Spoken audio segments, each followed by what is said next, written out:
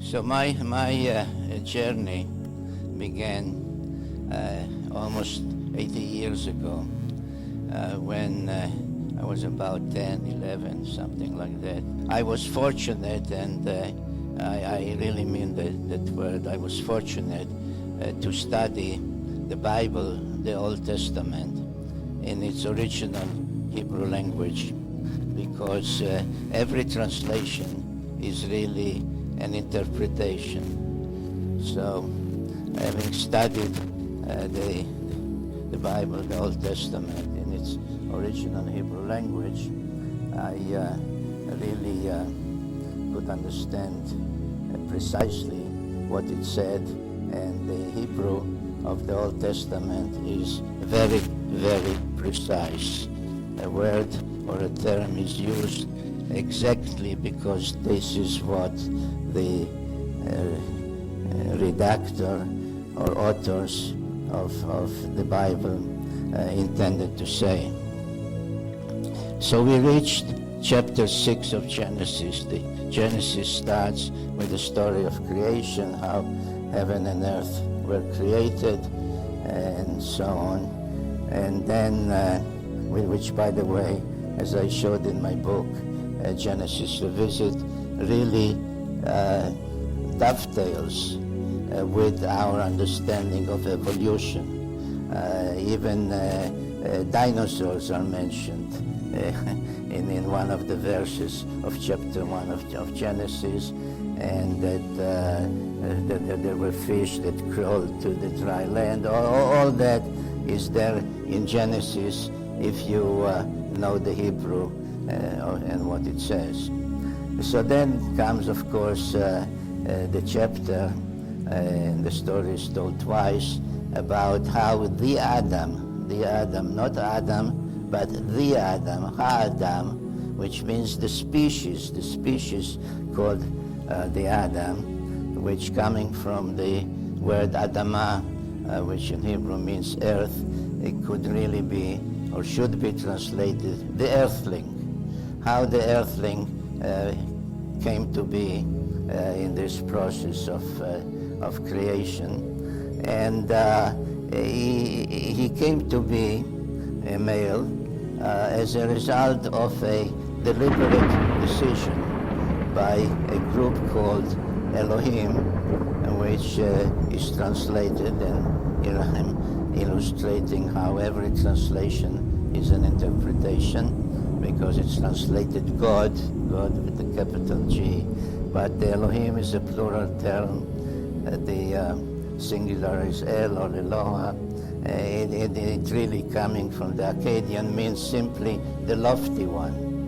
So the Elohim is the plural, which means the lofty one said, let us, in the plural, fashion the Adam in our image and after our likeness. Plural, plural, plural.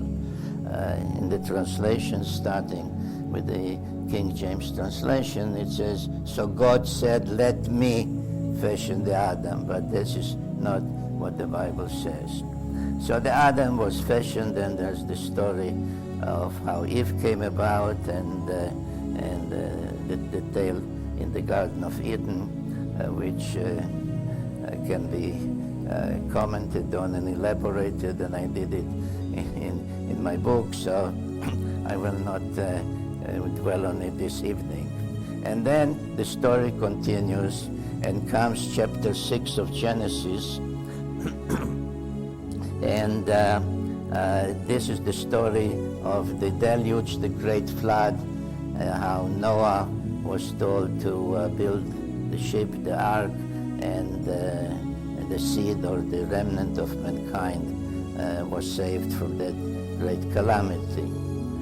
But that chapter 6 of Genesis and the story of Noah and the flood, etc., is preceded by eight verses which have stymied biblical scholars, and many, even some known scholars who wrote commentaries on the Hebrew Bible, if possible, skip over those 8 verses as if,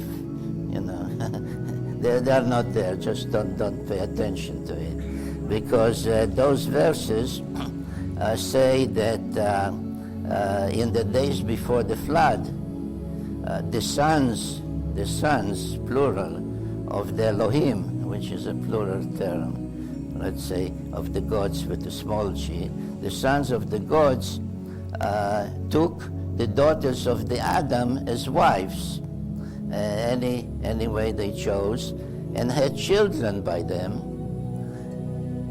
before the deluge and thereafter too.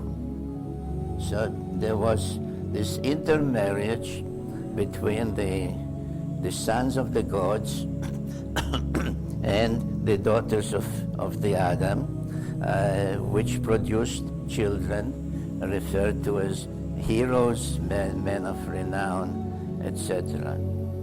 And when the teacher explained to us what those verses say, they start and say to tell us, because the second verse, I believe, says that in those days the Nephilim were upon the earth. They were the sons of the gods. And they said that means giants. There were giants upon the earth in those days and thereafter too. So I raised my hand and said, excuse me, my teacher, why do you say giants when the word Nephilim comes from the verb nafol, which means to fall, to come down, to descend. So the word is not giants, the word means those who have come down in context from heaven to earth. And I was expecting the teacher to say, Sitchin, very good, you know your Hebrew. And instead he reprimanded me very harshly. As I said, it happened more than a few years ago, but I remember it as if it happened yesterday, because he was so angry, he spoke through his teeth. He said, Sitchin, sit down, you don't question the Bible. And I went home that day very distraught, because I was not questioning the Bible. On the contrary, I was pointing out the need to understand exactly what it says. So this word, Nephilim, became an obsession with me. What does it mean? What did the Bible mean? Who were they? What does it mean, those who came down? Besides this, which I later understood more, not when I was 10 or 11 years old. What is this business in the Bible devoted to monotheism, the idea of one creator, one God? It talks about the sons, plural, of the gods, plural. So this is what got me into the subject, and then I found out from studying, from reading, from learning, that those particular verses really reflect traditions of other people who preceded the Hebrews in the ancient Near East, and the so-called legends, so-called mythology, and the Greek myths, and there are other Greeks, myths of Greeks and Romans and Hittites and other people, and gradually it all took me back to where it all originated, which is in Sumer, the Sumerian civilization, which blossomed out suddenly. Others used the word suddenly, unexpectedly, without precedent, about 6,000 years ago in Mesopotamia, which is today's Iraq. So in the course of the years, I was asked in questions like these, sometimes and I ended up writing my books, etc. So I was asked the question, a very interesting question, what would have happened if the teacher would not have reprimanded you? If the teacher would have said, good, Sitchin, you're right, the Nephilim means those who came down, and I would sit down and be happy. And would I ever get involved in this journey, which started 80 years ago and brought me to talk to you this evening? The truth is I don't know, but as I contemplate where I am today at this age, and I sometimes ask myself, why am I still here?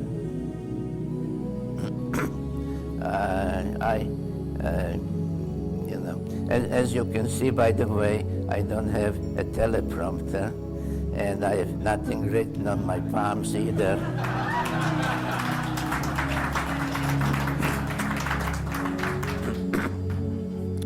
So this is really a talk from the heart to people I consider friends.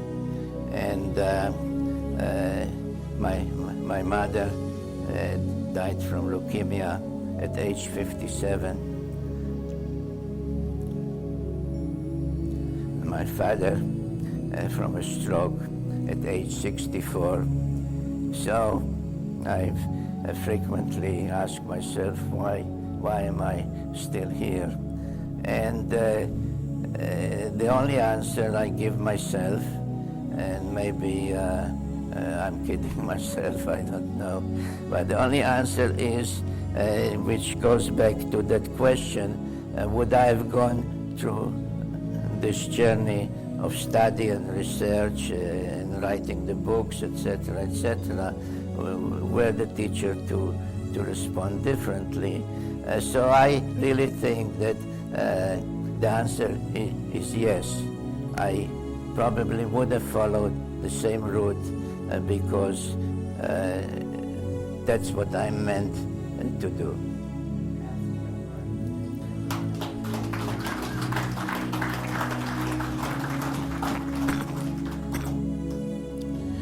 So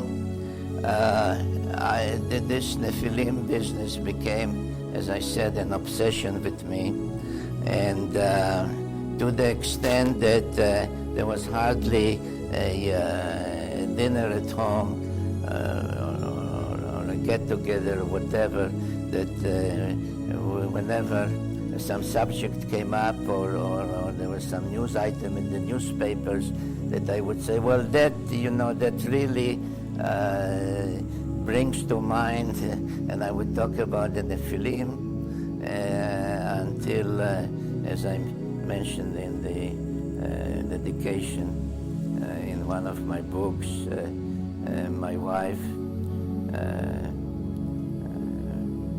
who passed away, told me, why don't you stop talking and start writing about the Nephilim? So by the time I was a journalist, so to write was not difficult for me, though writing a book is quite different from writing an article. But by the time I decided, yes, it's time to put all this evidence in book form, by the time I reached that point, there were others already that started to write about it. One that continues to lead in this field in his own style and his own way is Eric von Daniken, and as some of you have attended a lunch honoring me today, he sent a very, very nice message. But there were others before him. There was Charroux in France. There was somebody called, I think, Jacques something.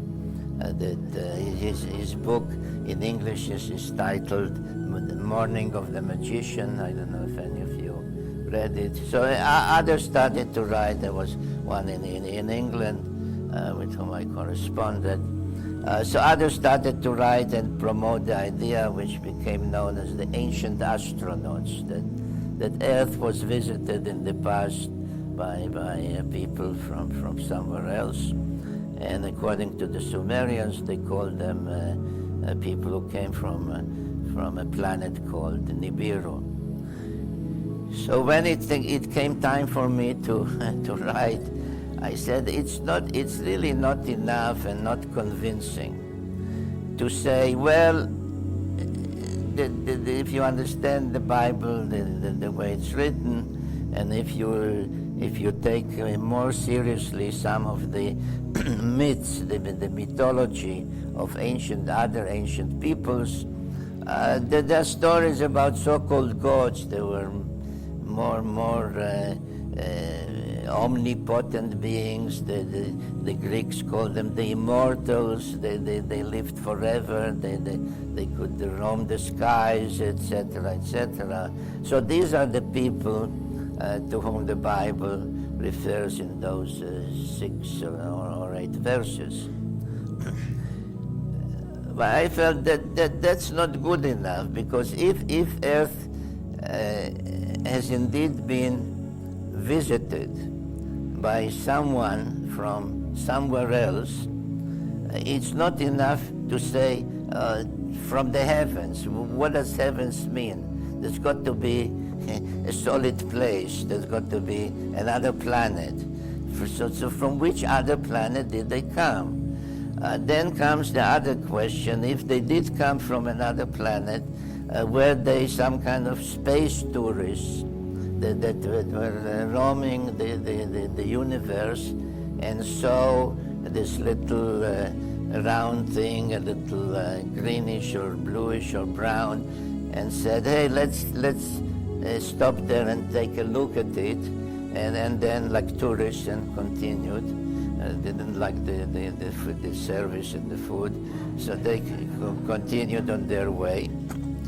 Or were they perhaps involved in some accident and crash landed and looked, for some solid ground where they could land? So were they just passing? Did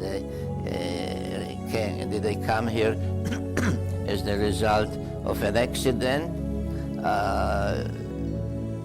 No, the evidence showed that they were coming and going. They were coming and going repeatedly over thousands, over tens of thousands of years. So why would anybody keep coming to this tiny spot in the heavens?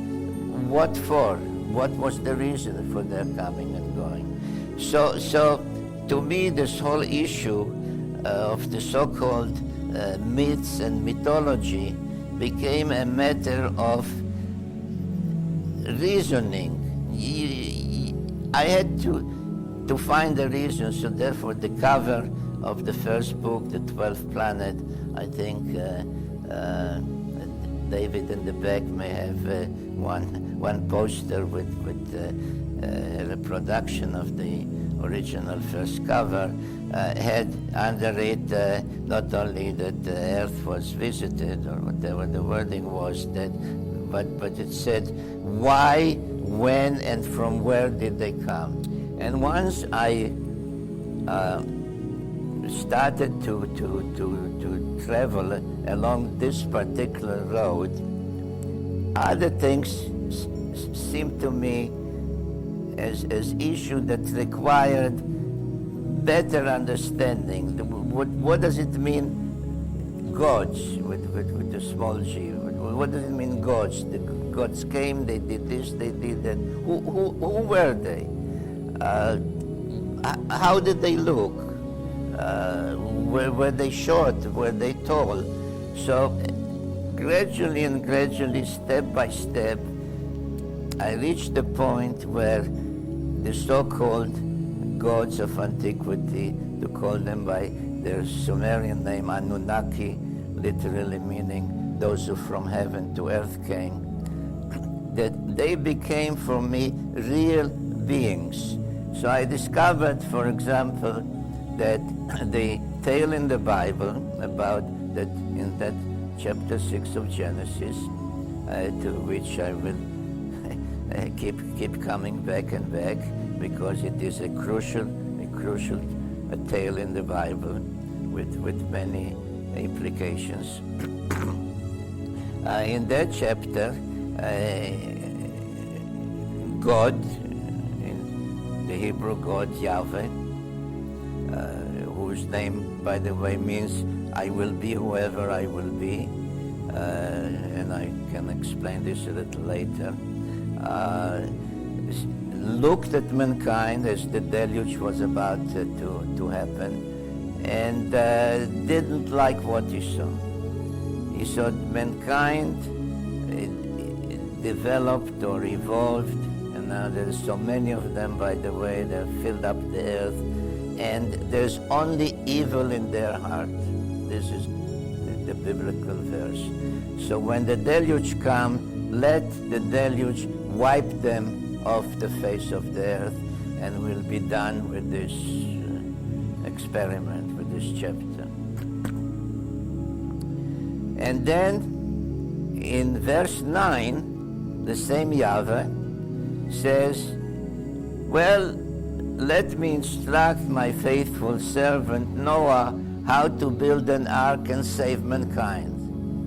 So this omnipotent God of the Bible, the monotheistic God, suddenly appears like a guy who cannot make up his mind, right?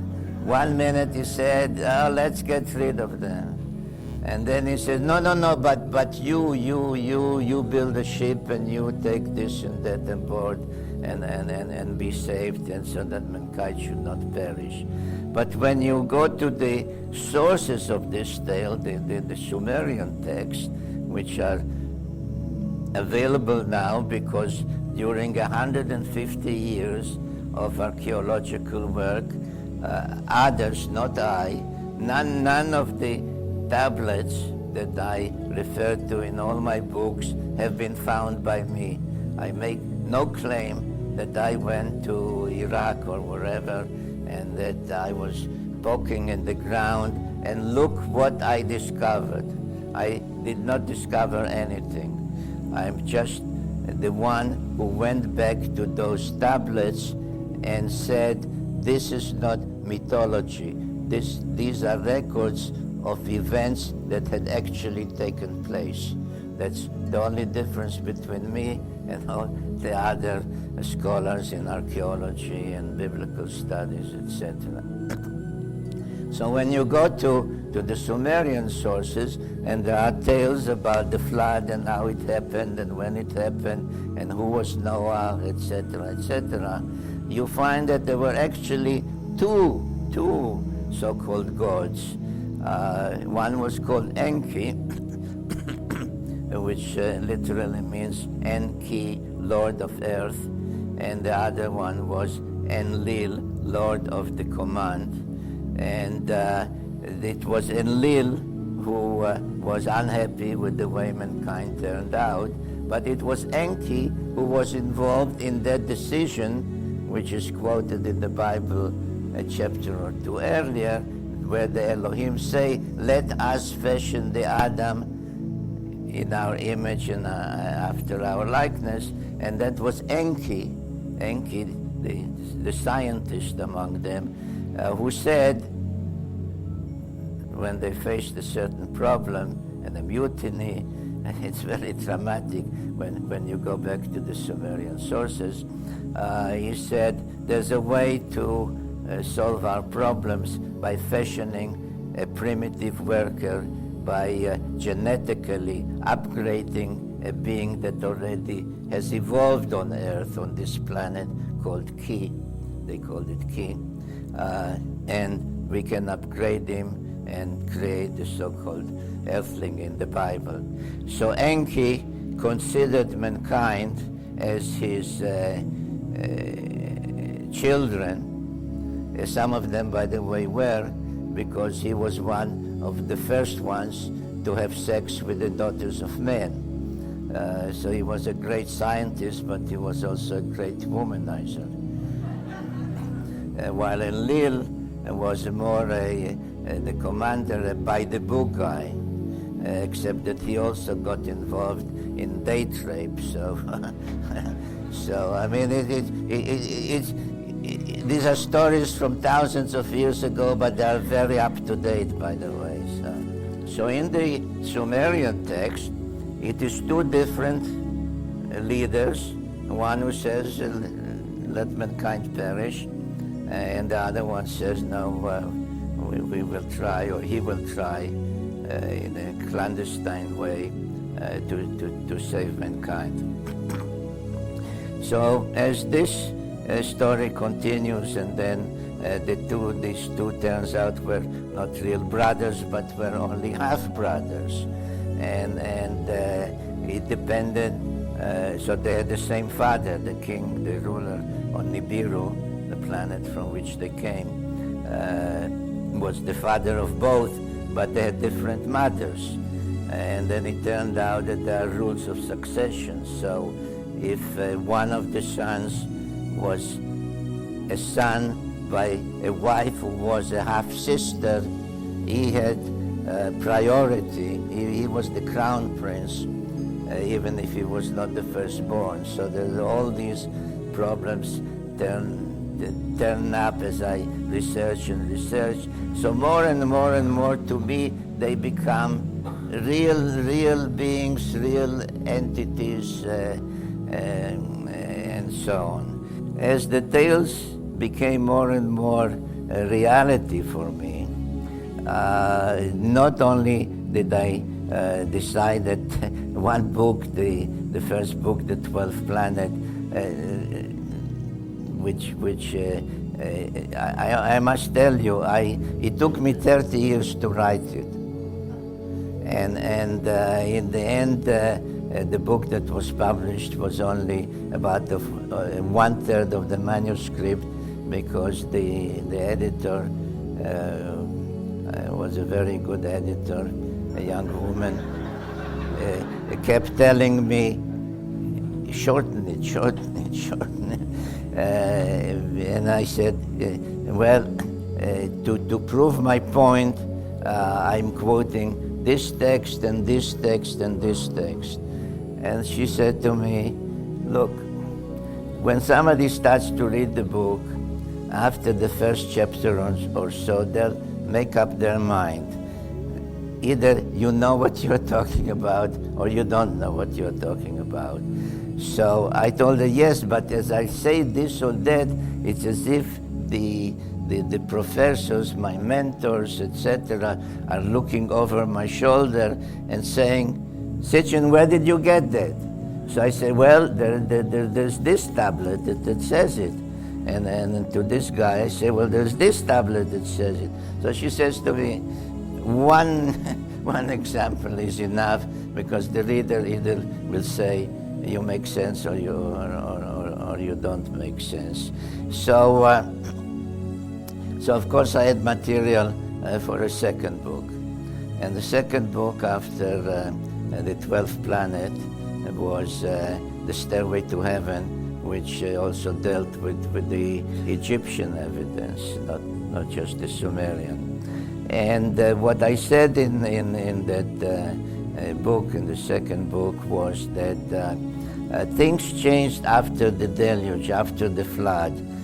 The relationship between, I'll call them gods with a small g, simply for simplicity of conversation. So the relationship between the gods and the earthlings that they created changed completely, because to go on staying on Earth, they now needed the cooperation, so they decided to give the humans, the earthlings, civilization, knowledge, etc., etc. So as this relationship changed, also the geography changed as a result of the deluge. So in pre-diluvial times, the spaceport, the landing corridor were this way, anchored on the two most prominent peaks in the Near East, the twin peaks of Ararat. Mount Ararat has two peaks, this way into Iraq, Mesopotamia, and that was covered totally by billions of tons of mud. Everything was wiped out. So after the deluge, the pattern was different, and the pattern still was anchored on the twin peaks of Ararat, but went this way and needed artificial peaks at the end on which to anchor, and we know them as the Great Pyramids, the two Great Pyramids of Giza. They were the terminal anchor, and this way, and the spaceport that used to be before the deluge in Mesopotamia was now in the Sinai Peninsula, with the landing pattern starting, so they would come, if they land, come from the up on the Ararat and go down and land in the Sinai. And I became quite familiar with the geography and topography of the Sinai, and was writing the second book. And then one night I woke up with a nightmare, because suddenly the thought occurred to me, since the plain, the valley where the spaceport, according to my conclusions, was, let's say that this is the valley surrounded by mountains, and I say that the spacecraft came this way and landed. Now, what if there are high mountains here and no spacecraft could come down here? And I'm writing a book saying that was it. So I went to Israel, which then controlled the Sinai Peninsula, and chartered a plane and used all the connections that I could find to get permission from the military, because the Sinai was a military zone, to approve a flight pattern. And the flight pattern was such that I would take off from Tel Aviv, which is on the Mediterranean, and fly to Jerusalem, which I said was the new mission control center. And then from Jerusalem, I would emulate this descending pattern and see if there's any way to land, or will I end up crashing? And I was the only passenger in the aircraft, with a military pilot and a military liaison officer. And lo and behold, there were all these mountains, and as we were nearing, it turns out that the mountains as if parted. There was some kind of opening between the two mountains, precisely where I said the landing path is. And I realized that my conclusions, would stand up on on-site examination, and wrote the second book. That experience has led me to a feeling that it is very important not just to write about places, but to go and be at those places. Now, and after going myself to, I don't remember, or I'm not going to bother with how many places I went to, all over, with the exception of Iraq. I was everywhere, because when people ask me why don't I go to Iraq, can't I get the visa, I said the problem is not going to Iraq. The problem is getting out in the time of Saddam Hussein. So I was everywhere without, and then I, in time, started to take some groups with me, and those who went with me, I think to this day, keep telling me when they have the chance that those tours were the highlight of their life, because we went where really a few others go, and we stood, we looked. For example, to give you an example which you might visualize, there's the famous story of Troy, which in Homer's Iliad, which archaeologists and other scholars always poo-pooed as a myth, And then one guy called Schliemann, who was wealthy enough to finance the archaeological digging by himself, he went to the site that was mythologically rumored to be Troy, and found Troy, and found evidence of the whole story of the Iliad. So in one of our trips with the group, we went to Troy, and I climbed the topmost mountain or hill there, because I wanted to see with my own eyes whether the tale in Iliad that the Trojans have seen the Greek fleet arrive on the coastline, whether it's feasible, whether you could really stand and see the coastline. And though the coastline has receded, the answer was yes. So going to these places became part of my research, not just to see, but sometimes to feel. If I'll say to feel what? To feel the vibrations. I may sound like speakers in other rooms today, but you do get some kind of a feeling. Where are you? Could the things that supposedly happened there, could they happen there? And that was also very important. So my own personal journey, therefore,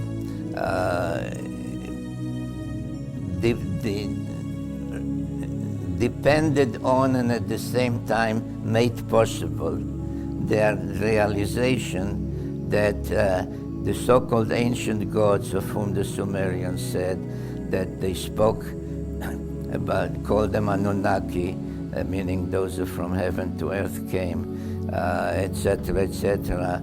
These are reality, it's all reality. Which now brings me and us to the question of from where do they come? And the answer given by the Sumerians was from a planet called Nibiru. Now, the name Nibiru and the notion that it is a name of a planet is not my invention. There are very detailed astronomical tablets. There are details of observations in Babylonian times, in Assyrian times, that name the planet and indicate its location, etc., etc. So at the end, or by the turn of the previous century, not the 20th, but the 19th century, when all these tablets became legible and understandable, there were, in that time, in that case in Germany, two really giants of scholars who could both read the tablets, who could understand them, please, and who also were astronomers. Both of them were Jesuit priests. As a side remark, I will tell you that it is Jesuit priests who ran the observatory of the Vatican. I don't know how many of you know that the Vatican has an observatory. Do you know where it is? In Arizona. In Arizona. Yes, there's a building in Rome that is called the Vatican Observatory, but the real one is in Arizona. And I've been, and that's another story, so I'll say it in case I forget it later. I also wrote, in addition to all the usual books, also two autobiographical books about the journeys, the travels, etc., and whom I met, and so on. And it is now run by a Jesuit priest called Father Funes, and I corresponded with him, etc. And he was in charge of the observatory in Arizona. Now he's the spokesman of the Vatican on the subject of extraterrestrials. And by the way, the Vatican is all for it. He says, to deny the existence of extraterrestrials is to deny the existence of God with the capital G. So if you wonder why, I'll let you figure it out. The Vatican doesn't do anything without a reason.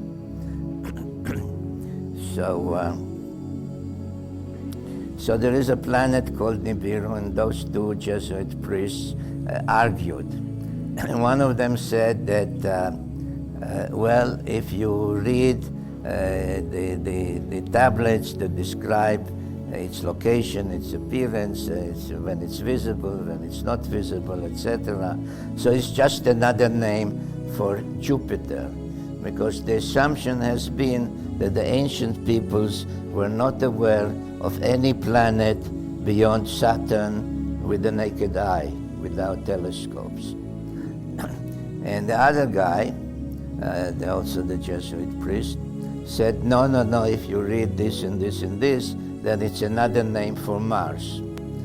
And I forget which book I was writing at that particular point, but I felt that I cannot proceed with answering that question, from where did they come, unless I figure out which planet it is. I mean, did they come from Mars or did they come from Jupiter? Now, at that time, and still today, we know that Jupiter is a hot planet, emits more heat than it gets from the sun, and presumably no life and no intelligent beings could develop and exist on it. And Mars at the time, I'm now talking, the first book was published more than 35 years ago, in 1976. So Mars was supposedly a dead planet, without air, without water, no life could exist on it. So from where did they come? And one night I woke up with the answer. Now, did the answer come because I asked for it? Because literally, and this is a true story, ladies and gentlemen, that particular night before going to sleep, I sat on my bed and said, Anunnaki, if you exist, tell me which planet is Nibiru. And in the middle of the night, I woke up with the answer, there is one more planet. And I immediately jumped to all the material and said, of course, there's one more planet. The Sumerians know about it with this orbit, elliptical orbit, etc. So when I put it in my first book, one of the criticisms of the book was that the notion that a large planet can orbit the sun, our sun, in a vast elliptical orbit is ridiculous, because such an orbit cannot be sustained.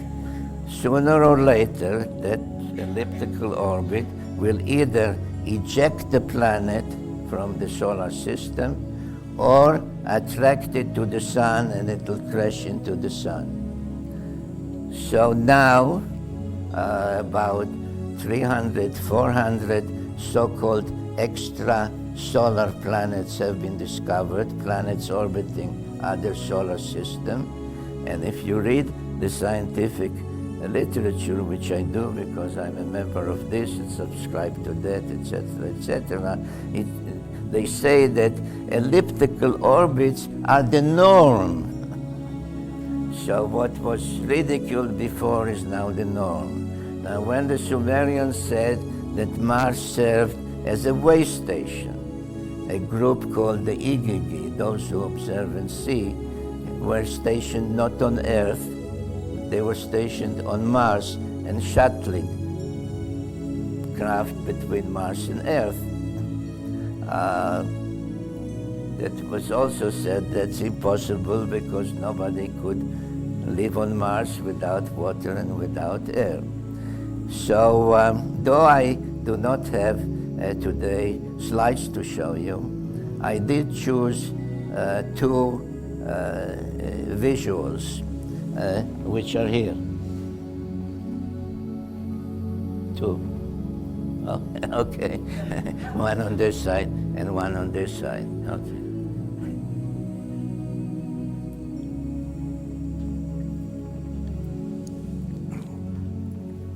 Now this one, we made a few posters, actually only 50 of them, depicting these two illustrations, which are really like the bookends, like one part of the tale and then the ending part of the tale. And there you also have the caption. I autographed all of them. The caption says here, this is a Sumerian cylinder seal from 2500 BC. Okay. Mysteriously, the poster appeared. Okay. So this one is from a Sumerian depiction from 2500 BC, 4500 years ago. And it shows an Anunnaki, eagle men. That's how their astronauts were depicted. The uniform, they had like wings on their uniform. And in the 12th planet, I mentioned that when our astronauts landed on Earth, the first words were, the eagle has landed, if you recall. So these were the eagles or eagle men. And he is on the 7th planet. You see the 7 dots here, 1, 2, 3, 4, 5, 7, which was the symbol or the number for Earth. Now we would consider Earth as the 3rd planet, or the 3rd rock from the sun, if you are up to date on the lingo. That because there is Mercury, Venus, and then Earth. But if you are coming into our solar system from the outside, then Pluto is the first, and then Neptune and Uranus and Saturn and Jupiter.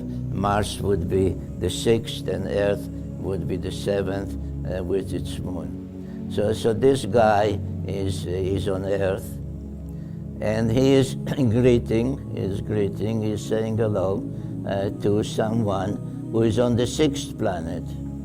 Right? And he is dressed differently because being on the 6th planet, which is Mars, the air is not suitable or sufficiently enriched with oxygen, so he is wearing a mask. So one here on this planet greets one of that planet on Mars, and there is something in the sky, in the heavens between them, which to me looks like a spacecraft. with extended panels and so on. And if somebody says it's not a spacecraft, then I say, so what is it?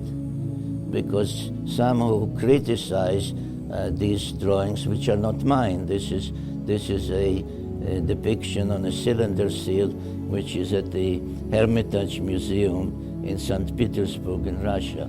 So I always challenge them. If they say, no, this doesn't show that, I say, okay, so you tell me what does it show, which they cannot explain otherwise. So there's a spacecraft between them. And on this particular cylinder seal, there is a date, and I will come back to the date of when this took. I mean, the seal is from 2500 BC. Doesn't mean that this event that they depict took place then. It took place at a different time. So this is between Mars and Earth with the spacecraft. Now, if you turn to this one, this one is from Mexico.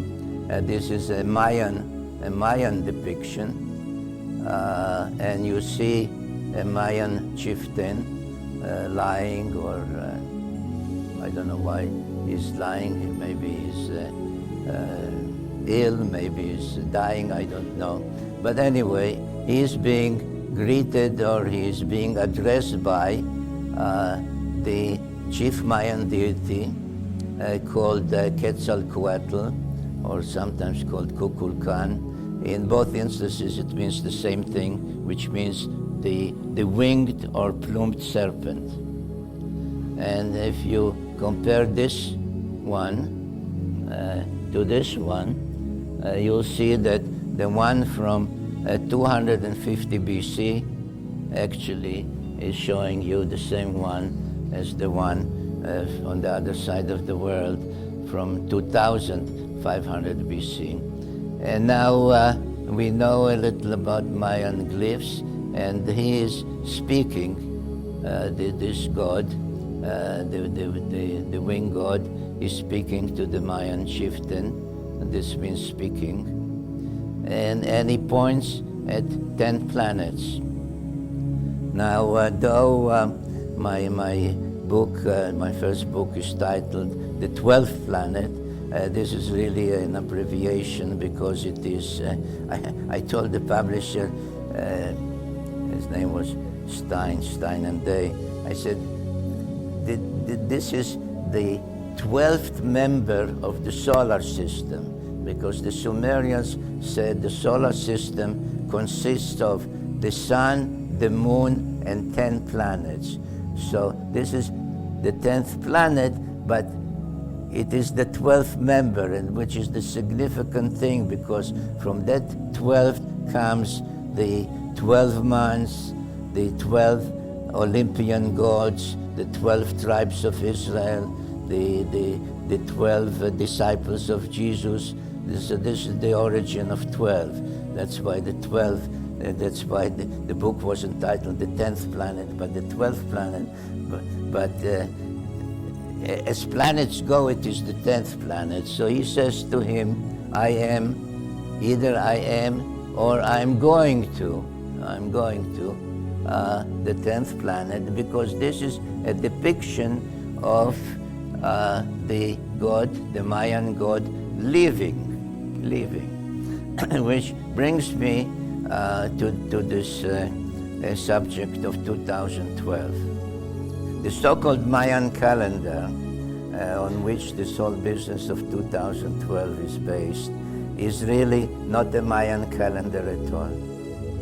This is a calendar that's called by scholars the long count calendar, which begin to count the number of days. Day 1, day 2, day 3, day 4. Count the number of days from a certain date, which scholars have determined was someday, I think, the 13th, equivalent in our calendar to the 13th of August, 3180 3113 BC. And from then it comes day 1, day 2, day 3, day 4, with all kinds of glyphs that depict. And the glyphs start with one glyph called Kin, K-I-N, which means day, D-A-Y, day, and goes up to 20, from 1 to 20. Now 20 days of a Kin become, if I pronounce it rightly, an Uinal. And then there is a third term, which is called Tun. And then there is another one called Baktun, and so on, each time increasing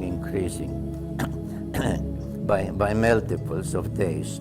So the Mayan scientists of today figure out, say, when a monument was set up by the Mayans by counting the number of days, deducting back to 3113 BC, and therefore they say, so a monument like this is from about 250 BC.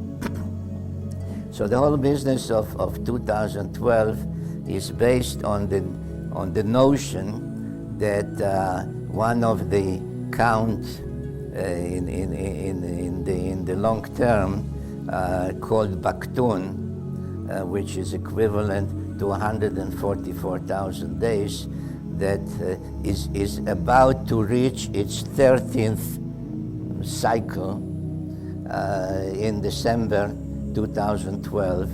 And someone a few years back got into his mind that according to the Mayans, the world will end on that day. The Mayans left very, very few long-written records. There's only one book called Chilambalam that tells supposedly their history as they told it to the Spaniards.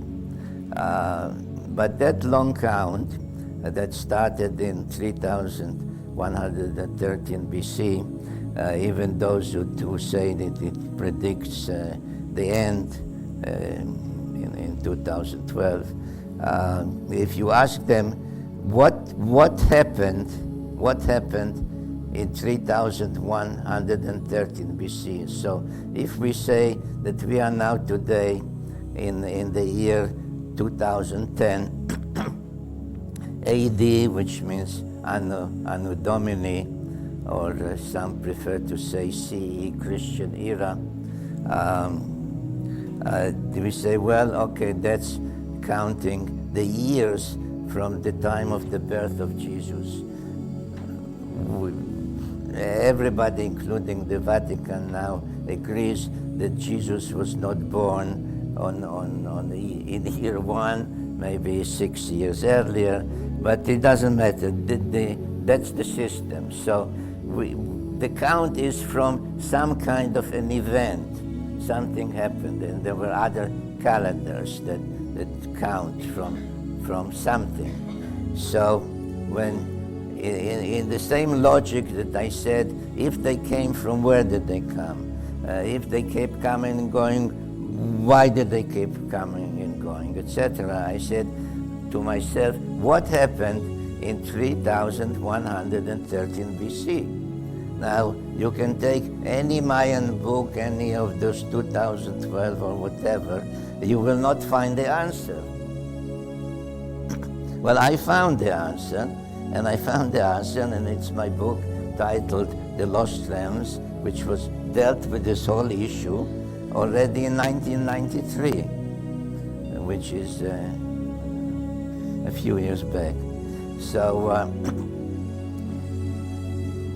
and that is linked in my mind with the question, who was this god Quetzalcoatl? Who was the plumed serpent?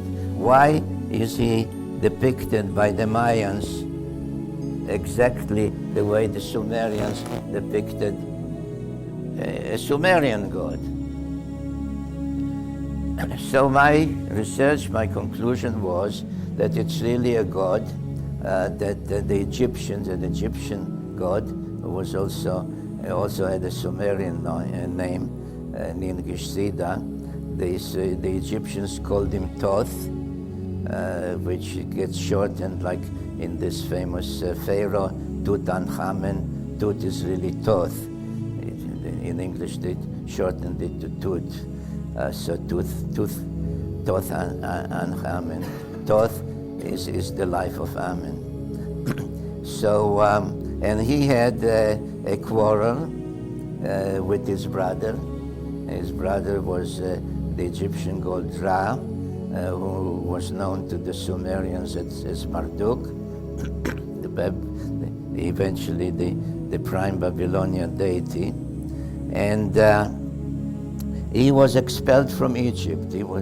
His expulsion coincided with the beginning of pharaonic rule in Egypt, because according to Egyptian inscriptions, there was a time when only the gods reigned over Egypt, and then there were demigods, and then dynastic pharaohs began to rule around, if you read in books on Egyptology, around 3100 BC. And I said, well, if you go to the Mayan, to the long count calendar of the Mayas, which is really a calendar started by African-looking people who settled in Mesoamerica at about that time. I now know the precise date when Thoth was expelled to Egypt and took some of his followers with him to what we call the New World. It was August 3113 BC. So to me, all the events, the so-called Mayan tales and Aztec tales in South America, the Incas, to me, this is all one package. I mean, these are the same gods, just called differently by names that mean the same in this language or that language or that language. And therefore, I say that in order to understand the so-called Mayan prophecies, which are really an artificial creation, there's no such thing as Mayan prophecies written, and no record that one can read and say, like a Sumerian clay tablets. In order to understand what happened in Mesoamerica, you have to understand what happened elsewhere in Sumer, in Egypt, in South America, even in Europe at some later days.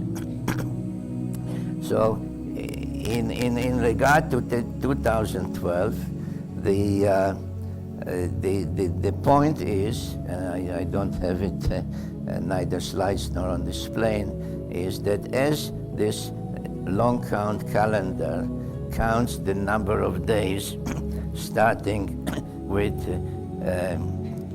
Kin for 20, Unile for 20 times 18, and then comes Tun, which is 360 times 20, and then it goes to Baktun, which supposedly will end the world on its 13th completion. But after the Baktun comes another sign, a multiple of Baktun, times 20, which is called Piktun.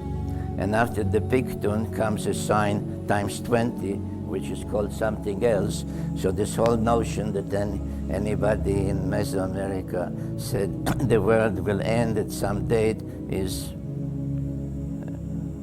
the word starts with the B. So what does the date tell us? So if one wants to say, with all that, maybe there is something, who knows? There's always the who knows thing.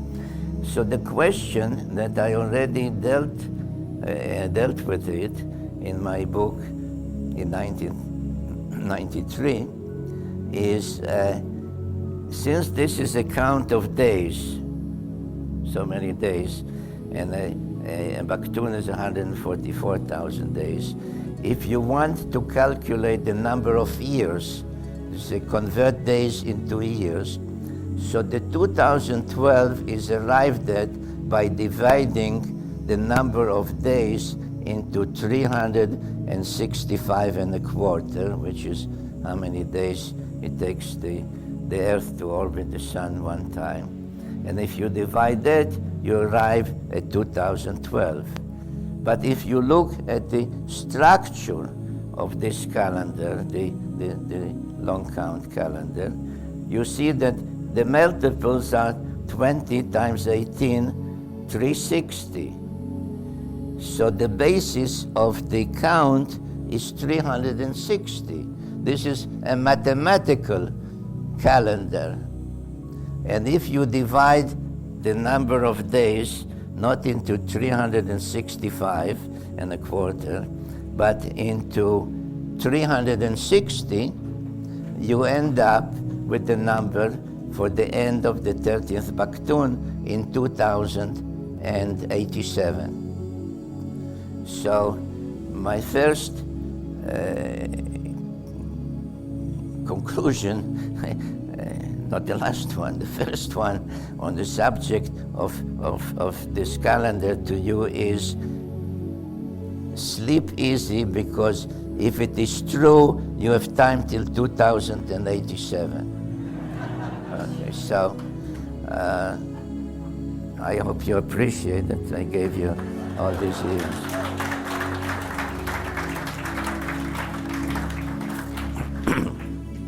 Now, but this long count calendar is the calendar of people who came from Africa with thought, and one of the problems that Mexican archaeologists had for a long time, finally they admitted it, is that colossal stone heads depicting African chieftains were found all over Mexico. And at first it was hushed, and very embarrassing. What are, African chieftains doing among us Spaniards, etc. And now it's admitted, and some of the places my group went with me. We went to some of the fantastic museums that have all these items from the Olmecs. It's called the Olmec people on display. But the Mayans did have their own two calendars, not one calendar. They had two calendars. One is called the Hab, and one is called the Tzolkin. And the Tzolkin, which comes from the word kin, which meant day, Tzolkin, count of days, was a calendar that was completed every 260 days.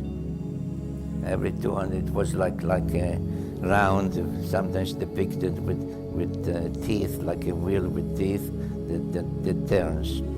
And the other one that fitted into it was of 365 days, which is called the Hab, which is really another name for Thoth, was really a copy of the Egyptian calendar, which was 18 times 20, 360 plus final 5 days.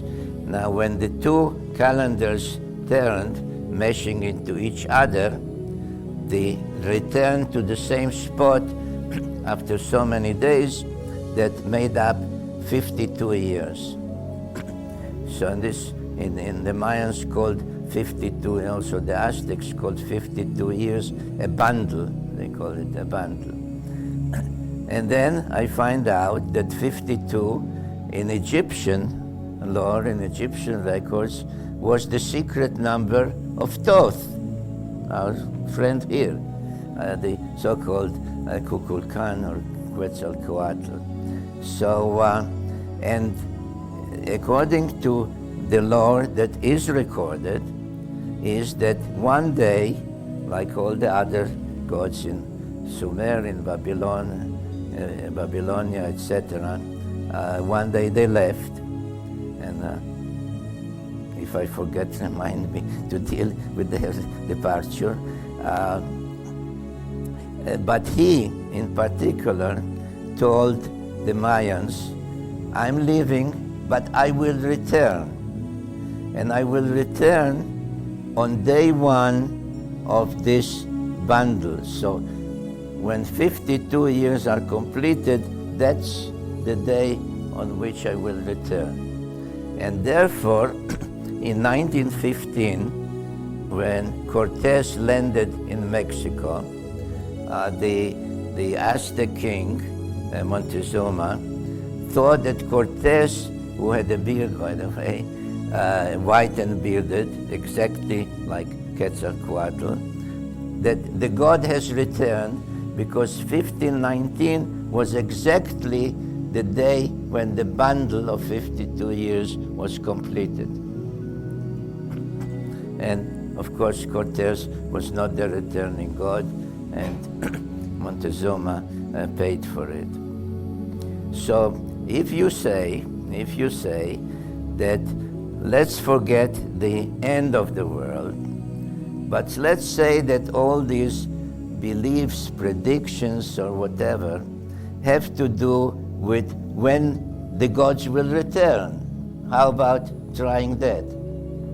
I mean, something important will happen. So if you take 1519 as 1 year in which the bundle was completed, and keep adding 52 and 52, 10 times 52, 520 years, etc. If I remember correctly, you arrive at 2091 as the date of the return, if it's to happen on a bundle year, which 2091 is not, in my opinion, being 90 years old, that it's not so different from 2087. So. Would you go along with that? Okay. So if we look at these predictions, we are really looking at towards the end of this century, 2087, 2091, whatever. And we say, well, if it's not the end of the world, maybe it's the day when those people hoped the predictions or the promise of the return, because there's no doubt from all the available records that Quetzalcoatl said, I will return. We hope he's an honest guy and we'll keep his word. So now we go to the parallel and much older Sumerian one. Now, if you go back to the road that I personally traveled of visualizing the so-called gods as individuals, as people who came from one planet to another planet and had this problem and that ambition and so on and so forth. So in trying to visualize that, and I used to do that with closed eyes, sitting with my hands behind my head and trying with closed eyes to figure out what are they doing, what are they saying, what does it mean, what do they mean. So you have now to imagine that these are people coming from their planet. Now, their planet has an orbital period that I figured out and explained in my books why, that at that time, now it's a slightly shorter, but at that time was mathematically 3,600 years, because it varies from orbit to orbit. Now, what is 3,600 years? To them it is 1 year, because what is a year? A year, let's say a year has passed. What does it mean a year has passed for us? That our planet made one orbit around the sun. So if they live on another planet, call it Nibiru or whatever you want to call it, and it orbits the sun one time, so to them it's a year. That's where this whole notion of the immortality of the gods, promulgated by the Greeks, came into being. I sometimes say that if flies in my home could talk, then Papa Fly would tell Sunfly, you know, this Mr. Sitchin, he is immortal, because my father, that is the fly talking, told me that his father, we flies, as far as we remember, he's always there.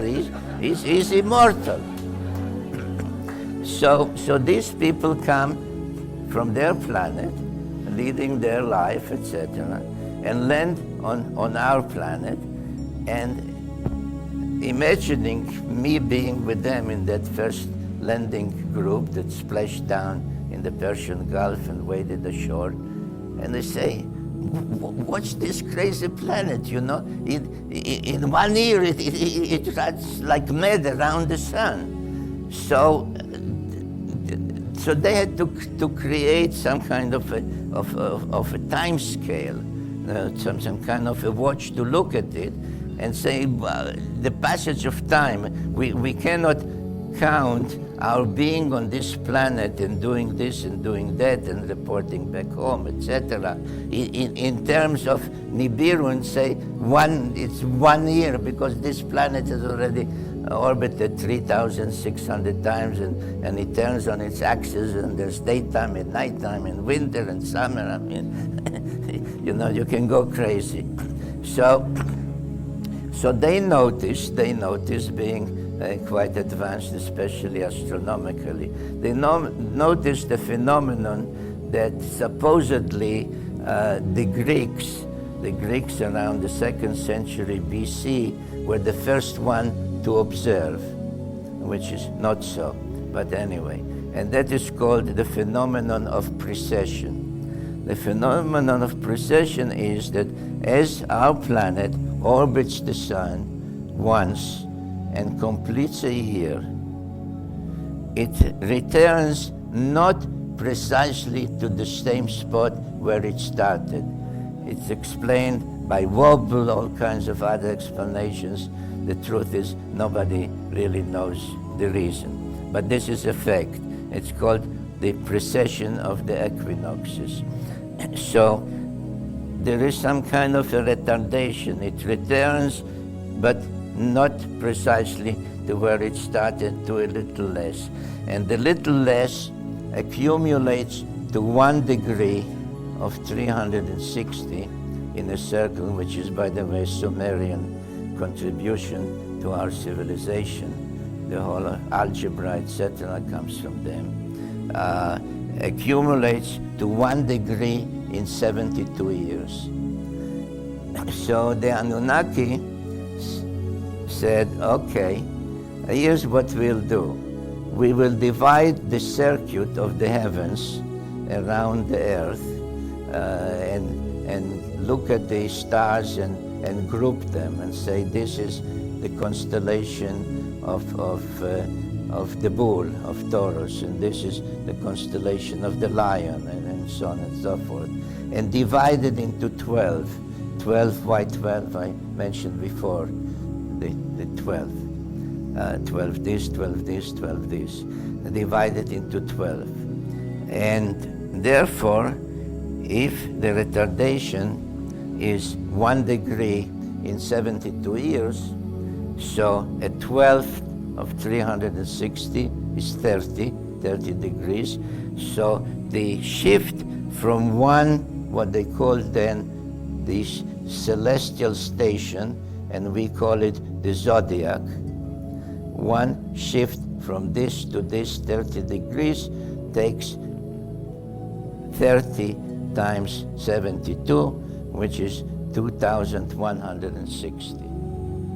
So now they created a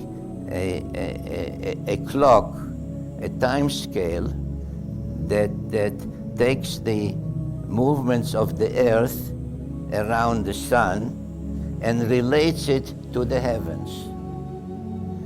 And then they said, if our planet, in terms of earth, it's all mathematical, takes 3,600 years, so there is a ratio here, 3,600 to 2,160 is precisely 10 to 6, which, if you studied architecture or other things, you know, this is the so-called golden median or whatever, 10 to 6. And this is the basis that nobody else explained except me in my books, of the Sumerian mathematical system, which is called sexagesimal, which is 6 times 10 times 6 times 10. So it's 6 sexagesimal means base 60. 60 is like 1. And then it shifts to the others. So 6 times 10 is 60, times 10, 360, 3,600, and so on. So in my book, When Time Began, I gave 3 names. I said there is earthly time, which is our time, 1 year, 1 month, etc. And then there is divine time, which is the time of the Anunnaki, the planet Nibiru. And then there is celestial time, the combination of the two, this ratio of 10 to 6. So for the Anunnaki to relate to our time, there is now a new calendar, a new watch called the zodiac of 2,160, 2,160. Mathematically, I keep stressing the word mathematically. So now their time scale, when they say this happened at such and such a time, they say the deluge happened in the age, we call it the age of the lion. The reign or the supremacy of the called Enlil was in the age of the bull, the Taurus. The age of Enki is Pisces. And they again named it after 12 of them. So if you look at this depiction, there's a date on it. So at some time when the age was Pisces, this encounter between an astronaut on Earth and an astronaut on Mars had taken place. But this is a cycle that keeps repeating itself. And this is the essence of what one should understand in trying to deal with all these issues, the end of days, the end of time, the return, etc., that we must deal with a circular situation and not with a linear one. So if you recall, there was great excitement when the year 2000 came, right? That's when things will happen, nothing will happen. That for some reason, which I don't know, somebody invented 2003, the end will come in 2003. So all these are linear ones. So whether it's 2010 or 2012, again, I don't say that 2087 or whatever, nothing will happen. I say, but this is not the clock. This is not the clock that's ticking in the title of my talk. The clock that's ticking is the zodiac is ticking. The zodiac is ticking, And after this cycle, that takes about 26,000 years, or 25,920 to be precise, 12 times 200, 2,160. We are back. If it was once in Pisces, we are now back in Pisces. So if you combine this and this promise to return, you have every reason to expect the return of the Anunnaki, not of the planet, but of the Anunnaki, because they come and go many times during one orbit. In this century, in this zodiacal period, which is the age of Pisces, will end by the end of this century, which again links with 2087, 2091. Now, one of those who spent a lot of time, more time than me, on the subject of what does it mean, the end of days. Now, the end of days, which in Hebrew, in the Bible, is called Acharit Hayamim, literally the end of days. So other translations, the end of time, and these are not accurate. Is already mentioned in the book of Genesis when the Hebrew patriarch Jacob was on his deathbed. He called his 12 sons and said, I will predict for each one of you the end of days, Acharit, what will happen not to you, but to your descendants, to your offspring at the end of days. And then again, the prophets dealt, and I did my best in my books, my book, especially the one titled The End of Days, and in my talks to make a distinction, because the prophets, the Hebrew prophets, made a distinction between what they called, or translated, the day of the Lord. The day of the Lord is when the planet returns. And the last time was around 550 BC. And the end of days, the zodiacal clock, when the return, when Zion will be rebuilt, when Zion will be the beacon to all the nations, when there will be peace on earth, when the Lamb shall dwell with the fox, or whichever animal Isaiah chose to mention. And the latest part in the Old Testament dealing with it is the book of Daniel, which is really the precursor and the prototype for the New Testament book of Revelation. One reflects the other. And Sir Isaac Newton, who is known for his studies of celestial motion, etc., really devoted his time and his ears to the study of the prophecies in the book of Daniel. The Daniel who met angels, emissaries of the Lord, kept pestering them and saying, when is the end of days? I want to know when is the end of days. And he got three kinds of answers.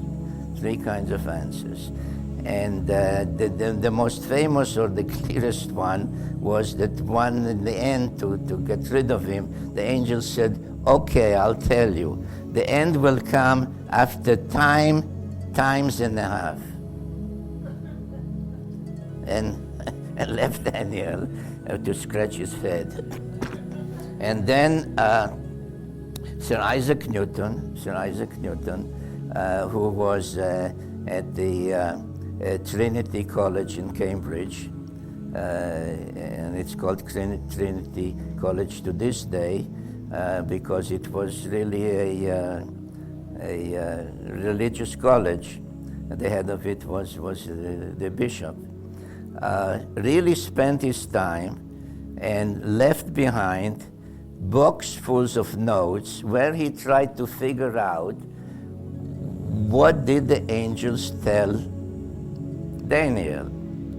I have here, I think, that part I brought with me on a piece of paper.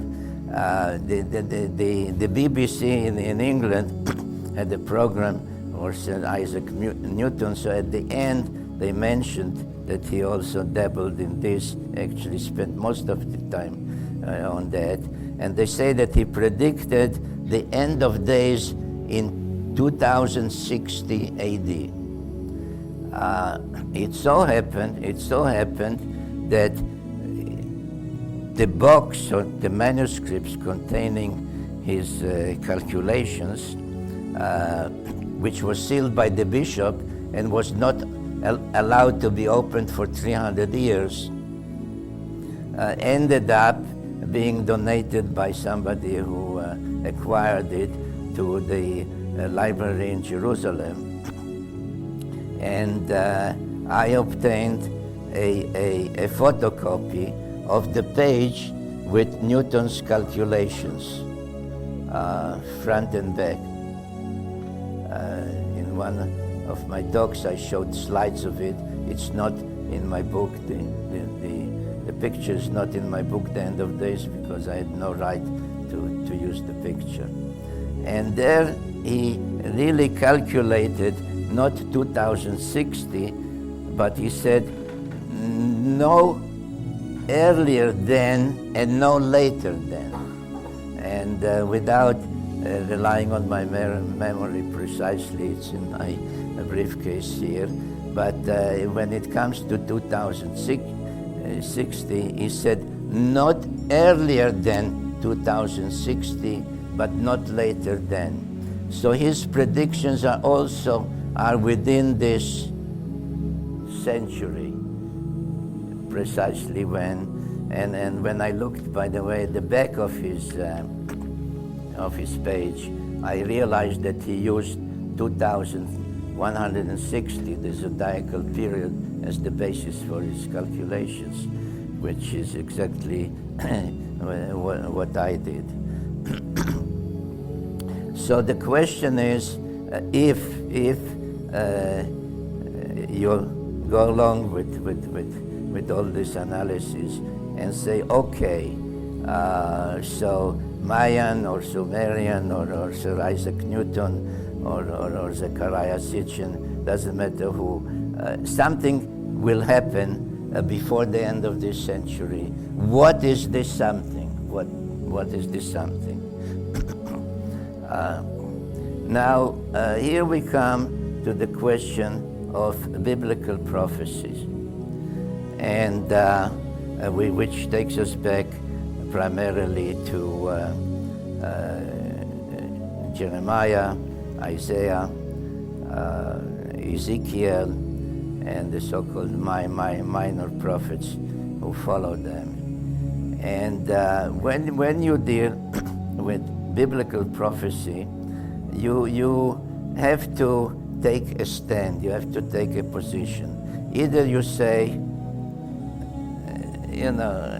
somebody called this or called that, said this or that. How could he know? What did he know? You have to be ultra-orthodox to accept biblical prophecy as really, God's word, so forget it. Or you have to say, no, if you check the record, and say, well, those prophets started a millennia and century ago, and not all of their prophecies had to do with the day of the Lord or the end of days. Jeremiah, for example, predicted the destruction of the Temple of Jerusalem and its rebuilding after 70 years. What happened to that prophecy? We can check historically whether it was valid or not, and you find that it came true. So you can take the position which I take, and that is that biblical prophecy has to be taken seriously. You know, they say that, I think attributed to Yogi Berra, who said that prophecy is difficult, especially if it deals with predicting the future.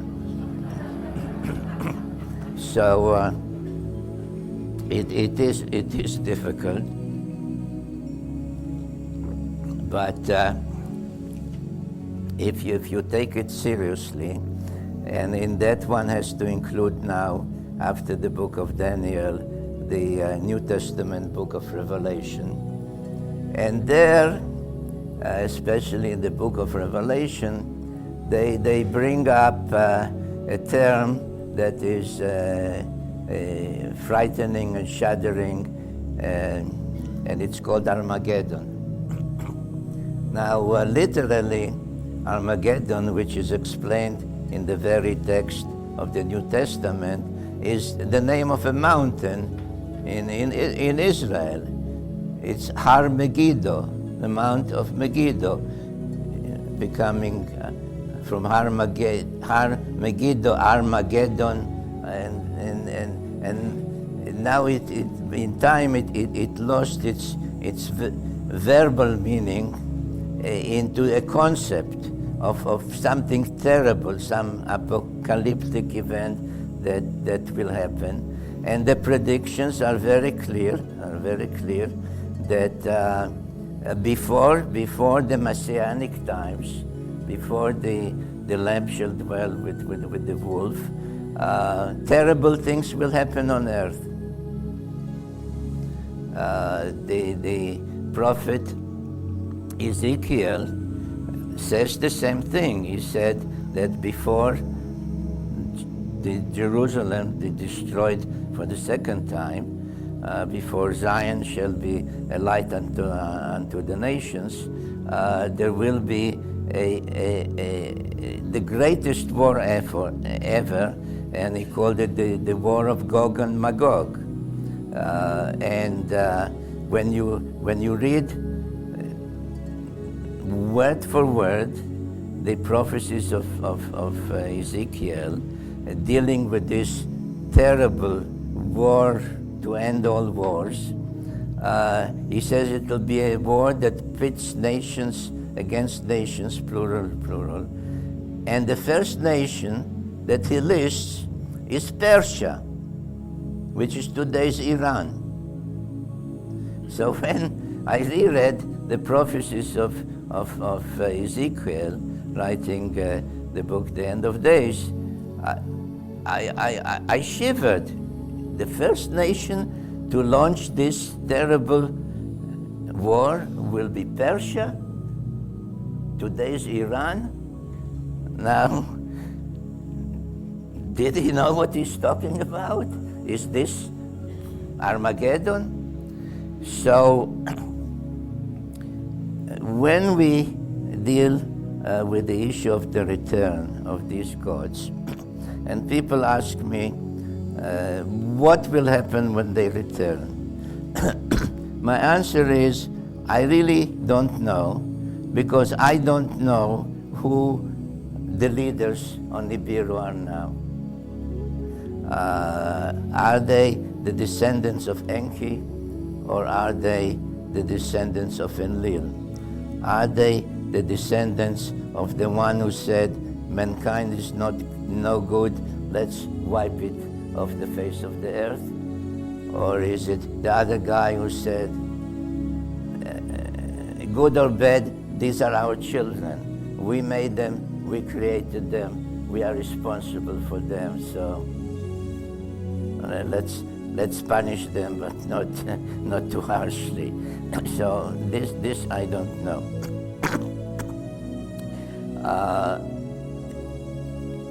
I think I should add a comment to make my own thinking clear about the spate of movies that we have been seeing, and I think that the movies about the end fall into two classes. One is that either there'll be some natural catastrophe, like an asteroid will hit the Earth or something, and in connection with 2012, the name of the planet Nibiru kept coming up. So Nibiru is not coming back for several centuries, so that's out. The other genre is that people, beings, creatures from the other planet, whether it's Nibiru or whatever it is, come with evil intentions. They come to destroy us. They come to suck our blood.